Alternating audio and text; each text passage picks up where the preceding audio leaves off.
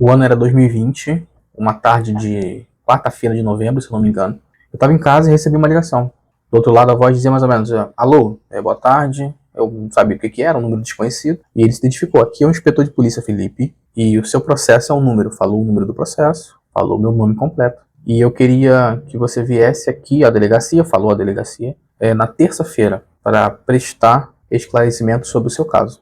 Na hora eu gelei, eu nem ousei contestar, nem perguntar do que se tratava, porque eu já sabia do que se tratava. E por que eu já sabia do que se tratava? Porque algumas semanas antes eu estava no banheiro, quando a minha esposa, então recém-casados, poucos meses de casados, arrombou a porta do banheiro, chorando muito, tá tentando me agredir, né? Não que ela seja agressiva, mas naquele momento ela tinha descoberto, através de alguns parentes meus, né, que eu estava expondo ela e outras ex-companheiras minhas na maior plataforma de conteúdo adulto do mundo. Eu tinha me aproveitado da confiança dessas mulheres, inclusive da minha atual esposa, para gravar conteúdos íntimos, vídeos íntimos.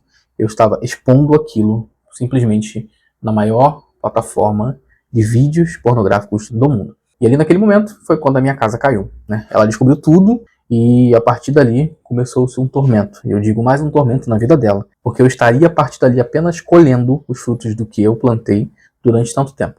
E aí eu confesso que esse foi um dos piores dias da minha vida, porque até então nunca tinha sentido algo tão ruim, tão desesperador, né? Porque a pornografia, ela cauteriza a sua mente, ela te deixa em um estado que você não consegue sentir empatia, você não consegue sentir nada pelo sentimento das outras pessoas. E naquele momento que eu senti que a minha casa tinha caído, que eu corria o risco de ser preso, eu vi que realmente eu tinha chegado do fundo do poço. A minha esposa entrou em quase que um estado de choque, né? Ela, inclusive, tentou se suicidar nesse dia. Ela tem as marcas até hoje, tem as cicatrizes no braço, né, de alguns cortes que ela fez. Eu lembro da cena dela sentada no banheiro, muito sangue no banheiro, que ela tinha se cortado. E ali eu tomei o primeiro choque da minha vida na luta contra a pornografia, que eu tinha que fazer algo, porque já tinha chegado em um estado muito avançado. Ali eu percebi que eu realmente tinha um problema, porque até então tudo era festa, tudo era só alimentar o meu prazer. E depois de algum tempo, conversando, minha esposa conseguiu se acalmar. Depois de alguns dias, ela decidiu que não iria me largar. Ela disse que ia continuar comigo desde que eu me tratasse, realmente tratasse aquele problema. E ela, numa atitude muito nobre, teve a hombridade de pegar o telefone, conseguiu o contato das ex-companheiras que eu tive e entrou em contato com elas. Disse o que estava acontecendo, porque até então elas não sabiam. E aquela denúncia, no qual eu fui contatado pelo inspetor de polícia, vieram a partir dessas pessoas, porque a minha esposa em si, ela não me denunciou. E passou-se o tempo, chegou o dia de eu ir até a delegacia prestar esclarecimentos. Chegando lá, eu falei a verdade, né? Eu contei a verdade, mas de uma forma bem omissa. Se eu tivesse dito a verdade explícita, talvez eu teria sido preso, ou talvez o processo teria dado andamento, né? E eu expliquei ali da minha forma conveniente o que tinha acontecido e a partir dali o processo seguiu para arquivamento, a denúncia seguiu para arquivamento. Nas semanas que seguiram nós vivemos momentos bem difíceis dentro de casa, obviamente. Eu ali movido por eu diria, um falso arrependimento, né? Até demonstrei alguma mudança, né? Comecei a procurar tratamento, alguns psicólogos ali, mas era tão puramente para poder não perder, né, aquilo que eu tinha, aquilo que eu gostava, né? Eu amava já minha esposa e eu não queria perdê-la, por mais que eu estivesse fazendo isso que vocês acabaram de ouvir. E ali eu comecei uma falsa luta contra a pornografia, né? Quando eu vi que minha casa caiu, eu perdi o contato com a minha família, né? A maioria deles não queria contato comigo. Eu perdi o contato com meu filho, né? O meu filho mais velho. A mãe dele, então, na época, que não é a Carol, minha esposa, me proibiu de vê-lo, né?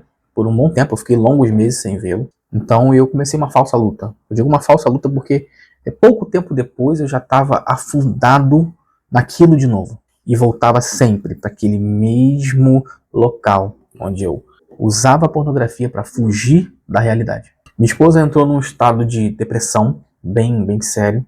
Inclusive ela precisou se tratar por alguns meses, eu diria longos meses, com um terapeuta, com um psicólogo. E demorou um bom tempo, até que ela conseguisse, de fato, voltar ao seu estado normal e ser quem ela é, ser a mulher que eu conheci. Mas isso serviu como um gatilho para mim, Porque sempre que eu lembrava daquele fato, eu pensava no quão destrutiva a pornografia é e no que ela poderia me ter feito perder, sabe? Podia perder o contato definitivo com meu filho, podia ter perdido a minha esposa, minha família poderia nunca mais voltar a falar comigo, eu poderia ter uma primeira ficha criminal, que eu nunca tinha, uma anotação criminal até então. Então aquilo foi um gatilho.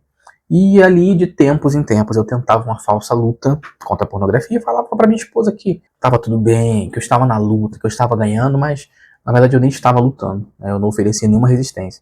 Ficava no máximo uma semana, 2 semanas sem consumir nada, logo voltava, né? Sempre para um estágio pior, porque é isso que a pornografia faz, ela te leva sempre para um estágio pior.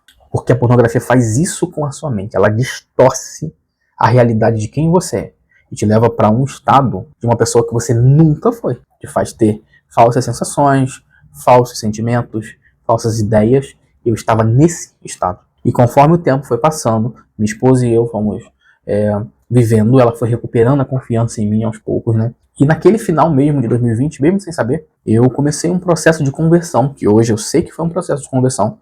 Eu estava em casa, era mais ou menos uma quinta-feira, se eu não me engano, depois disso tudo que eu já contei, uma pessoa me liga e ela disse: opa, tudo bem, meu nome é fulana de tal, eu queria falar um pouco da palavra de Deus com você. E eu falei assim, naquele dia eu estava bem irritado, eu falei: fulana, olha só, hoje eu não tô com tempo não, me liga numa quarta-feira, era quase uma semana depois, me liga na quarta-feira, 18 horas. Ela falou: tudo bem. E quando chegou na quarta-feira, 18 horas, a pessoa me ligou, né?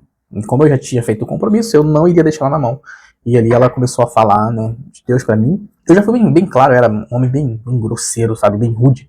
Falei: olha só, a denominação que você eu nunca vou fazer parte, porque eu não concordo com você e vocês são hereges, eu digo algo mais ou menos assim. Mas se você quiser falar somente da palavra de Deus, eu tenho interesse. Porque eu sempre gostei, né, das Sagradas Escrituras, fui criado num lar cristão, então eu sempre gostei da palavra, mesmo estando tão desviado naquele momento dos caminhos do Senhor. E ali eu tinha começado um processo de conversão. E aquelas sessões semanais com aquela mulher começaram primeiro por telefone, depois por chamada de vídeo.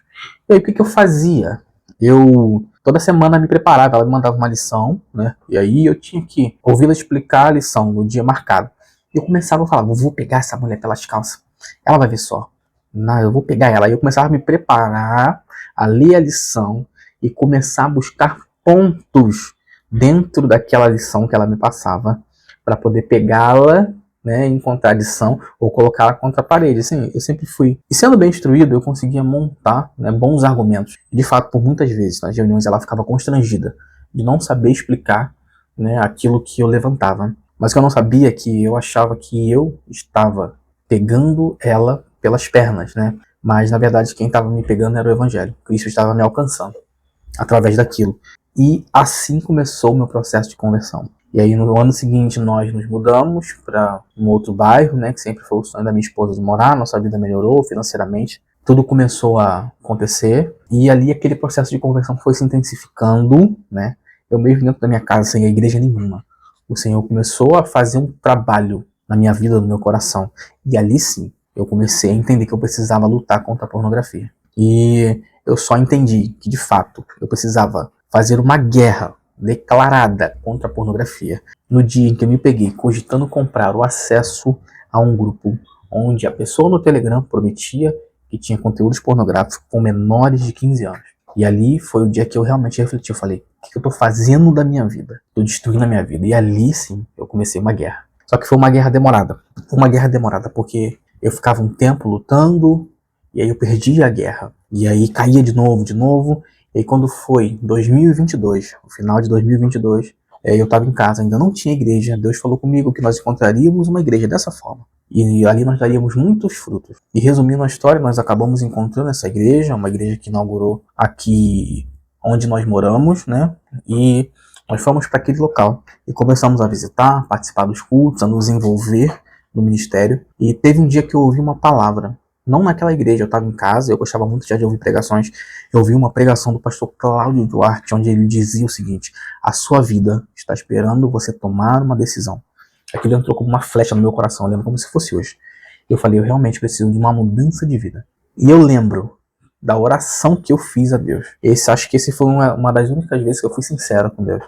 Né? Primeiro eu orei diretamente para Jesus, porque a palavra diz que se o Filho do Homem vos libertar verdadeiramente, sereis livres. Eu lembrei disso, eu fiz uma oração, eu falei, Jesus, eu sei que o Senhor é o único que pode me libertar. E eu quero ser honesto, eu adoro o que eu estou fazendo. A pornografia é muito boa, eu adoro isso. Mas a minha alma não precisa disso, a minha alma precisa de ser liberta, porque eu estou destruindo a minha vida. Eu lembro que a partir dali, parece que correntes se quebraram das minhas mãos. E a partir dali a minha luta foi ficando cada vez mais leve. Eu conseguia passar mais tempo longe da pornografia. Até que chegou um momento em que eu conseguia ficar cada vez mais. E até o dia que eu falei, eu sou livre, hoje eu sou livre. E a nossa vida, né, minha e da minha esposa, mudou completamente. O Senhor nos mandou um presente, que é o Samuel, nosso primeiro filho, que veio, né, na metade de 2023. E a nossa confiança foi sendo restaurada cada vez mais. Minha esposa foi retomando a admiração por mim, porque ela via a minha mudança genuína, nesse tempo. Não era a mudança de falar, como eu fiz lá em 2020, era a mudança de comportamento, de fato. E ela foi recuperando essa confiança em mim, até que nosso casamento, a nossa vida foi totalmente restaurada. Eu só pude ser liberto da pornografia quando eu apelei para o único que pode nos libertar de qualquer jugo de escravidão, que é Cristo. E essa foi a minha história de libertação da pornografia, e hoje eu me orgulho de dizer que eu sou livre. E se eu hoje voltar a cair nesse pecado, eu tenho a plena consciência que é como o cão voltando ao próprio vômito, porque o Senhor já me libertou. Eu sei que eu sou liberto. E hoje nós temos uma vida maravilhosa. Nosso segundo filho está chegando esse mês e eu agradeço a Deus por Ele ter me ouvido e me ajudado nessa luta. E se você está enfrentando essa luta, se você está passando por esse problema, eu quero te dizer que o único que pode te libertar é Cristo. Então, se você precisa de ajuda, se inscreva nesse canal. Aqui eu vou abordar muitos vídeos sobre esse tema tão sensível, é um tema que as pessoas têm medo de abordar. Se inscreva, compartilhe essa mensagem com alguém e que Deus te abençoe.